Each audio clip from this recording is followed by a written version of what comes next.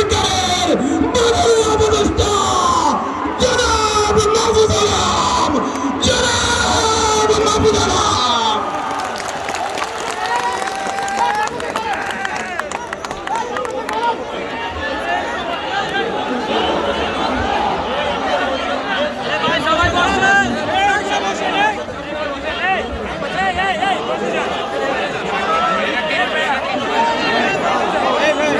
আমি ছবি পাইতেছি না, আমি আমরা ছবি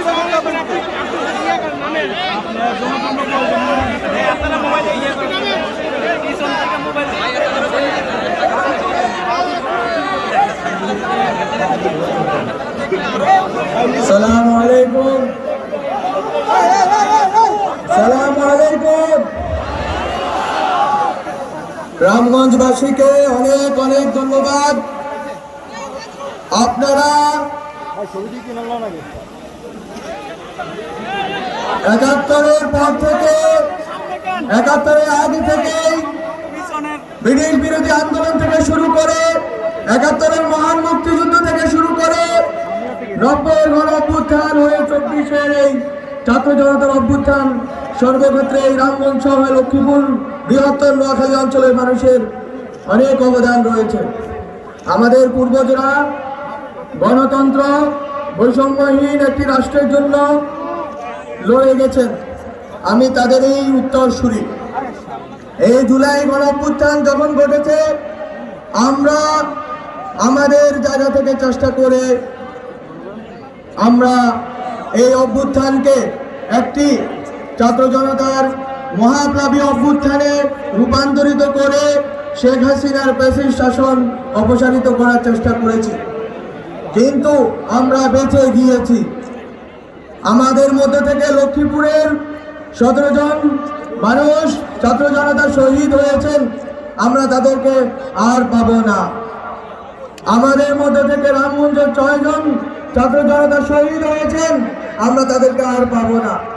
কিন্তু তাদের যেই স্পিরিট, তাদের যেই ফ্যাসিবাদ বিরোধী চেতনা, সেটা আমাদের মধ্য দিয়ে প্রবাহিত হবে। আমরা তাদের উত্তরসূরি। তাদের যেই কাজ তারা করে যেতে পারেননি, যেই স্বপ্ন নিয়ে তারা আওয়ামী লীগের গুন্ডা বাহিনী এবং ফ্যাসিস্ট বাহিনীর বিরুদ্ধে লড়ে তারা শাহাদাত বরণ করেছেন, সেই প্রেরণা থেকেই আমাদের পথ চলা।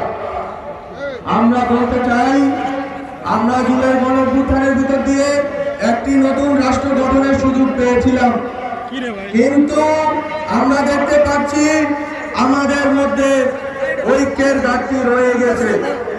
আমরা এখনো বুঝতে পারিনি আওয়ামী ফ্যাসিজম শুধুমাত্র রাজনৈতিকভাবে পরাজিত হয়নি, হয়ে তারা নিঃশেষিত হয়ে যায়নি, বরং দিল্লির কোলে আশ্রয় নিয়ে তারা পোষ করছে, তারা আবারও চোবল মারার চেষ্টা করছে। আপনাদেরকে বলে দিতে চাই, এটা আমাদের প্রজন্মের লড়াই, আমাদের ছাত্র তরুণদের লড়াই। এটা বাংলাদেশের ফ্যাসিবাদ বিরোধী জনগোষ্ঠীর রাজনৈতিকভাবে স্বাবলম্বী এবং সার্বভৌম হয়ে ওঠার লড়াই। কোনোভাবে যদি আবার আওয়ামী লীগ দিল্লির কোলে আশ্রয় নিয়ে যদি আমাদের দিকে আবারও চোখ রাঙাতে চায়, আমরা কি বসে থাকব? আমরা কিন্তু বসে থাকবো না। আমাদের শহীদদের পথ অনুসরণ করে আমরা শাহাদাতের রাস্তা বেছে নিব। আমরা আবার লড়াই করব। আমরা আওয়ামী লীগের ফ্যাসিস্ট শুধুমাত্র শাসন ব্যবস্থাকে উৎখাত করে সন্তুষ্ট নই, বরং আওয়ামী ফ্যাসিজমের যত অবশিষ্ট বাংলাদেশে বিভিন্ন প্রান্তে প্রশাসনে, শিক্ষা উন্নয়নে, সাংস্কৃতিক উন্নয়নে রয়ে গেছে, তাদেরকেও আমরা বিচারের আওতায় আনব। তাদেরকে বিচারের আওতায় এনে আমরা শহীদদের যেই আকাঙ্ক্ষা ছিল, এই আকাঙ্ক্ষার বাস্তবায়নের দিকে এগোবো। আমরা বিচারের সাথে সাথে আমরা সংস্কারের কাজের কথা বলছি। অলরেডি অনেকগুলো কমিশন সংস্কারের প্রস্তাবনা প্রস্তুত করেছেন। খুব শীঘ্রই রাজনৈতিক দলগুলোর সাথে ঐকমত্যের ভিত্তিতে আমরা যে সংস্কার না করলেই নয়, নির্বাচনের পূর্বে সে সকল সংস্কার করতে চাই। এবং এই সংস্কারগুলো মুখের বুলি নয়, বরং শেখ হাসিনা যে প্রতিষ্ঠানগুলো ধ্বংস করে দিয়েছেন, যে প্রতিষ্ঠানগুলো ধ্বংস করার কারণে আমাদের মা বোনেরা গুম খুন দর্শনের শিকার হয়েছেন, বাচ্চারা গুমের শিকার হয়েছে, আমাদের বিএনপি জামাত থেকে শুরু করে বিভিন্ন রাজনৈতিক দলের নেতৃবৃন্দ আক্রমণের শিকার হয়েছেন, আহত হয়েছেন, পঙ্গু হয়েছেন, জেলবন্দি হয়েছেন। আমাদের সবার সেই যে প্রেরণা ছিল যে এই প্রতিষ্ঠানগুলো হাসিনাকে সাবস্টেনশিয়েট করেছে, হাসিনাকে টিকিয়ে রেখেছিল, সেই প্রতিষ্ঠানগুলোকে একই রকম রেখে আমরা নির্বাচন করতে পারি না। আমাদের নির্বাচন করার আগে অবশ্যই হাসিনার এই প্রতিষ্ঠানে হাসিনার যে দালালরা আছে, ফ্যাসিবাদের যে দালালরা আছে, তাদেরকে উৎখাত করেই এবং খুনিদের বিচার করেই আমাদেরকে নির্বাচনের দিকে এগোতে হবে। যে কথাটি বলবো, বাংলাদেশে সেনা শাসন আসার কোনো প্রেক্ষিত নেই। আমরা এবার কারো মদদে, কোন রাষ্ট্রের মদদে হাসিনাকে উৎখাত করিনি। আমরা জনগণ রক্ত দিয়ে হাসিনাকে উৎখাত করেছি। আমাদের কারো তাবেদারি করার আর দরকার নেই। আমরা হাসিনার তাবেদারি করার যেই প্রক্রিয়া, সেটাকে নস্যাৎ করে দিয়ে নিজেদের রক্তের বিনিময়ে স্বাধীনতা এনেছি। বলতো আমরা কারো কাছে আর মাথা নত করবো না। আমরা 3রা আগস্টেই বলেছিলাম 111 চাই না। 111 নিয়ে নিচে ভয় পাওয়ার কিছু নেই, বরং আমরা বলবো, রাজনৈতিক দলগুলোকে বলবো, আসুন বাংলাদেশ পন্থার ভেতর দিয়ে আমরা যারা বেশিরভাগ বিরোধী শক্তি আছি ঐক্যবদ্ধ হই, সরকারকে সহযোগিতা করে এই সংস্কারগুলো করার জন্য। এই প্রতিষ্ঠানগুলো যদি সংস্কারকৃত হয় তাহলে উপকৃত হবে বাংলাদেশের জনগণ, তাহলে উপকৃত হবে বৈষম্যের শিকার জনগণ। আপনারা যদি আপনাদের সদিচ্ছা থাকলে আপনারা এই সরকারকে সর্বতোক্রমে সহযোগিতা করবেন এবং এই সংস্কারের কার্যক্রম শেষ হওয়া পর আমরা একটি সুষ্ঠু গণতান্ত্রিক নির্বাচনের মাধ্যমে ক্ষমতা হস্তান্তরের দিকে এগোবো।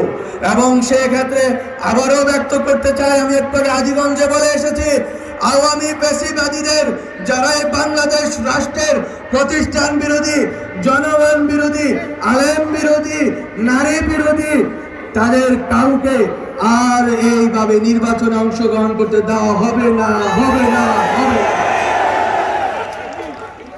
আমরা বলতে চাই, আমাদের ম্যান্ডেট দিয়েছেন আপনারা রাস্তায় নেমে বলেছেন, ডাক দিয়েছেন ডক্টর মোহাম্মদ ইউনূসকে আমরা এনেছি, উনি দায়িত্ব নিয়েছেন, আমরা ছাত্ররা তার সাথে দায়িত্ব পালন করছি। আমরা কোনো রকম পক্ষপাত করতে চাই না রাজনৈতিক, বরং রাজনৈতিক কর্মসূচির মতো করে রাজনৈতিক দলগুলো করবেন। কারো বাংলাদেশপন্থী কারোর সাথে আমাদের কোনো বিরোধ নেই, কিন্তু দিল্লির দাবিদারি করার কোনো অপচেষ্টা হলে বিরোধ হবেই হবে। রামগঞ্জবাসীদের জন্য বলতে চাই, রামগঞ্জে আমি বড় হয়েছি, আমি নারায়ণপুর গ্রামে মোল্লাবাড়িতে বড় হয়েছি, ওখানে 8 পর্যন্ত পড়েছি। এই রামগঞ্জের বাজারে অনেক লাইব্রেরিতে এসেছি, বই কিনেছি, পরবর্তীতে ঢাকায় পড়তে চলে গেছি। কিন্তু রামগঞ্জের মানুষের প্রতি আমার শ্রদ্ধা আছে, মুরব্বীদের প্রতি শ্রদ্ধা আছে, এবং আমার যারা সহযোদ্ধা ছিলেন এই আন্দোলনে তাদের প্রতি আমার সলিডারিটি, সংহতি আছে। আমি বলতে চাই, রামগঞ্জ নয়, শুধু লক্ষ্মীপুর সহ বৃহত্তর নোয়াখালী অঞ্চলে শেখ হাসিনার তথাকথিত উন্নয়ন প্রকল্প, যে উন্নয়ন প্রকল্পে গণতন্ত্র ছিল না, বাক স্বাধীনতা ছিল না, সেই উন্নয়ন প্রকল্প নয়, বরং সত্যিকার উন্নয়নের চেষ্টা আমরা করছি, এবং বিশেষ করে আমি আমার জায়গা থেকে সর্বতোকরণের চেষ্টা চালাচ্ছি।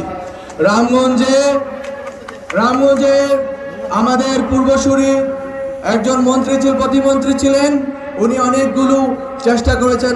ওনার স্মৃতি আমি ওনাকে শ্রদ্ধা করে ওনাকে স্মরণ করছি। কিন্তু আমার যতটুকু সুযোগ থাকবে আমি বাংলাদেশ রাষ্ট্রে তথা অন্তর্বর্তীকালীন সরকারের একজন প্রতিনিধি, কিন্তু যেহেতু আমার জন্মস্থান রামগঞ্জ, যেহেতু আমার জন্মস্থান এবং আমার পরিচিত আপনারা, ফলত আপনাদের যে সুবিধার্থে যে প্রকল্পগুলো গৃহীত হয়েছিল সেই প্রকল্পগুলো যাতে ত্বরিত গতিতে যাতে সাধিত হয় এবং সুষ্ঠুভাবে সেই কার্যক্রমগুলো যাতে আমরা থাকাকালীন সময়ে করে যেতে পারি, সে চেষ্টা আমি করব ইনশাআল্লাহ। আমাদের কাছে রামগঞ্জের বিএনপির নেতৃবৃন্দ আমার সাথে দেখা করেছিলেন। আমি দুঃখ করে বলতে চাই তারা আজকে আসতে পারেননি। তারা আসলে এই মঞ্চটা আরো সুন্দর হতো। অন্যান্য রাজনৈতিক দলের নেতৃবৃন্দ এসেছেন, তাদের সবাইকে ধন্যবাদ। কিন্তু তারা সবাই যেটা আমাকে বলেছিলেন, রামগঞ্জে বিশেষ করে কয়েকটি বিষয় তারা বলেছিলেন যে মিনি স্টেডিয়ামের একটি প্রকল্প আছে, সেই বিষয়টা ইতোমধ্যে সেই বিষয়টা নিয়ে আমাদের পর্যালোচনা চলছে, সেই বিষয়টা আমরা বাস্তবায়নের চেষ্টা করব। গ্যাস পাইপলাইন নিয়ে একটি কথা আছে, সেই বিষয়টি আমার কানে দেওয়া হয়েছে। বিএনপির নেতৃবৃন্দ বলেছিলেন, আরও অন্যান্য রাজনৈতিক দলের নেতৃবৃন্দ বলেছেন, সেই বিষয়টি আমরা দেখব। তার পরবর্তীতে একটি পানির রিজার্ভয়ারের ব্যাপারে বলা হয়েছিল, সেই বিষয়টি আমি আসার পরে এখানে লক্ষ্মীপুরে যিনি দায়িত্বে আছেন তাকে বলেছি, উনি বলেছেন যে এই কার্যক্রম চলমান আছে এবং খুব শীঘ্রই এটা সমাধান হবে। এই ছাড়া আমাদের রামগঞ্জে গত 16 বছরে ফ্যাসিস্টরা কোনো উন্নয়ন হতে দেয়নি, কারণ রামগঞ্জের জনগণ গণতন্ত্রের পক্ষে ছিল। গণতন্ত্রের পক্ষে থাকার কারণে এখানে উন্নয়ন হয়নি। উন্নয়ন হয়েছিল গোপালগঞ্জে, লক্ষ্মীপুর, নোয়াখালীকে উন্নয়ন বঞ্চিত করে রাখা হয়েছিল। আমরা সেই উন্নয়ন বঞ্চনা থেকে বাঁচাতে এই যে রোড গার্ডগুলো বন্যার কারণে আরো নষ্ট হয়েছে, আগেও নষ্ট ছিল, রেনোভেশন হয়নি। সুতরাং আমরা চেষ্টা করবো এই রেনোভেশন কার্যক্রমগুলো যাতে সম্পাদিত হয় সেজন্য চেষ্টা করব। আমি একটি কথা স্পষ্ট বলতে চাই, আমি একটি নির্দলীয় অবস্থান থেকে আমার অবস্থান ব্যক্ত করেছি, রামগঞ্জের সন্তান হিসেবে, কোনো দলীয় পরিচয় থেকে নয়। রামগঞ্জে যত দলীয় রাজনীতি যারা করেন, যারা ফ্যাসিস্ট বিরোধী, তারা সবাই আমাদের সহযোদ্ধা। তাদেরকে নিয়েই আমরা রামগঞ্জের উন্নয়ন করব এবং রামগঞ্জবাসী আশা করি আমাদের কাজে খুশি হবেন। আমি শেষ কথা বলতে চাই, আমাদের শহীদ ফ্যামিলিগুলো আমাদের সাথে দেখা করতে এসেছেন, তাদের সাথে একটু পরে আমার সাক্ষাৎ হবে, মত বিনিময় হবে। তাদের জন্য তাদের কর্মসংস্থান এবং আহত যারা আছেন শহীদ ফ্যামিলির সদস্যদের কর্মসংস্থান এবং আহতদের কর্মসংস্থান এবং পুনর্বাসনের জন্য সরকারের প্রকল্প চলমান। গণ অভ্যুত্থান অধিদপ্তর নামে একটি অধিদপ্তর পরিচালিত হবে মুক্তিযুদ্ধ মন্ত্রণালয়ের অধীনে। সেখান থেকে আশা করি আমরা লক্ষ্মীপুর, রামগঞ্জ না শুধু লক্ষ্মীপুরের যারা শহীদ এবং আহত রয়েছেন তাদের পরিবারের চাকরি থেকে শুরু করে আরও পুনর্বাসনের যে প্রক্রিয়া আছে সেটা আমরা শুরু করব এবং ইনশাল্লাহ আমাদের সময় এটা শেষ করে যাব। রামগঞ্জবাসীকে শুধু একটি কথা বলে দিতে চাই, আমি ছোটবেলায় বেড়ে ওঠার সময় দেখেছি এখানে আমাদের একটা বড় অংশের মানুষ প্রবাসে থাকেন। প্রবাসে যখন আপনি যান, আপনার টাকা পয়সা হয়ে গিয়েছে, আপনার ছেলে মেয়েদের কার প্রবাসে নেওয়ার দরকার নাই। রামগঞ্জে ভালো শিক্ষা প্রতিষ্ঠানের আমরা শুরু করব, আমরা সেই প্রকল্প নিব, রামগঞ্জে ভালো প্রতিষ্ঠান হবে। আপনারা যদি প্রথম প্রজন্ম বিদেশে গিয়ে থাকেন, দ্বিতীয় প্রজন্মকে শিক্ষিত করেন। রামগঞ্জে শিক্ষার হার বাড়াতে হবে। রামগঞ্জে যে বেকারত্ব আছে সেটা মোচনের জন্য আমি আমার জায়গা থেকে চেষ্টা করব সকল রাজনৈতিক দল এবং সবার সহযোগিতায়। এবং আরেকটি কথা আছে, এই অঞ্চলে মাদক থেকে শুরু করে যে সামাজিক বিশৃঙ্খলা ফ্যাসিস্ট হাসিনার এই বরখন্দ যারা এখানকার যে দালালরা ছিল তারা যে তৈরি করে দিয়েছে, এই ব্যবস্থা ভেঙে দিতে হবে। বরং আমাদেরকে একটি সুস্থ জীবনের দিকে যেতে হবে, শিক্ষিত হতে হবে আমাদেরকে, এবং রামগঞ্জের জনগোষ্ঠীকে ভালো ভালো জায়গায় পড়তে হবে এবং তাদেরকে এই প্রবাসী প্রজন্ম থেকে প্রজন্মে প্রবাসী হওয়া যাবে না। এক প্রজন্ম প্রবাসী হয়েছেন, টাকা এসেছে হাতে, ছেলেদেরকে মেয়েদেরকে শিক্ষিত করুন, বিশেষ করে মেয়েদেরকে পড়তে পাঠান এবং তাদেরকে শিক্ষিত করে তুললে রামগঞ্জ বড় উন্নত হবে, রামগঞ্জ সম্মানিত হবে। আপনাদেরকে এই জুলাই গণ অভ্যুত্থানের যেই স্পিরিট আছে সেই স্পিরিটের সাথে ফ্যাসিবাদ বিরোধী লড়াইয়ে আমাদের এই সামনের যে দীর্ঘযাত্রা আছে, আওয়ামী লীগকে মোকাবেলার যে দীর্ঘযাত্রা আছে, আমাদের নিজেদের মধ্যকার বিবেকগুলো ঐক্যবদ্ধ হওয়ার যে দীর্ঘযাত্রা আছে, সেই যাত্রায় সামিল হওয়ার আহ্বান জানিয়ে এবং আপনাদের এই উপস্থিতি আমাকে অনেক আবেগাক্রান্ত করেছে।